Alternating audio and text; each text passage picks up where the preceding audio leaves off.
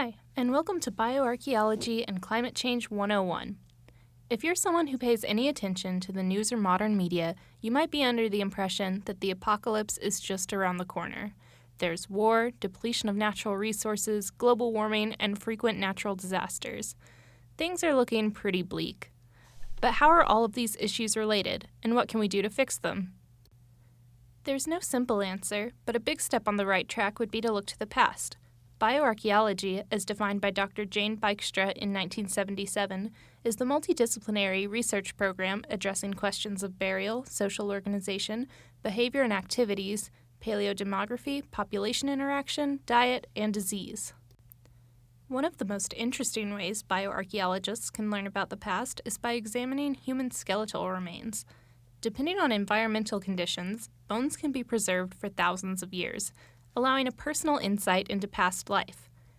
Bones can have numerous features that are helpful in the study of the past, including evidence of fractures, diseases, cultural practices, and nutrition. Combining these indicators with archaeological and historical methods of research can allow anthropologists to create an image of what life was like within a specific community.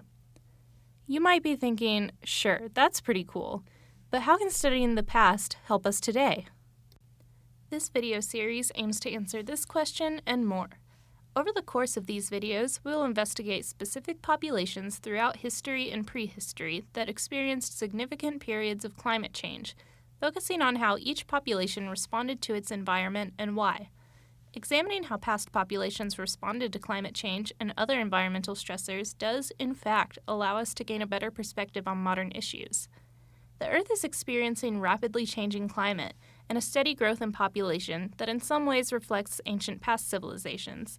When making comparisons between the past and present, however, we have to remember to incorporate any relevant variables into our archaeological investigations of climate change, including the implications of social inequality, colonialism, capitalism, social structure, and more. Through these methods, we can recognize both the similarities and differences between those populations and modern ones, creating a better understanding of our own socio-ecological situation and giving us further insight into the lives and resilience of past populations.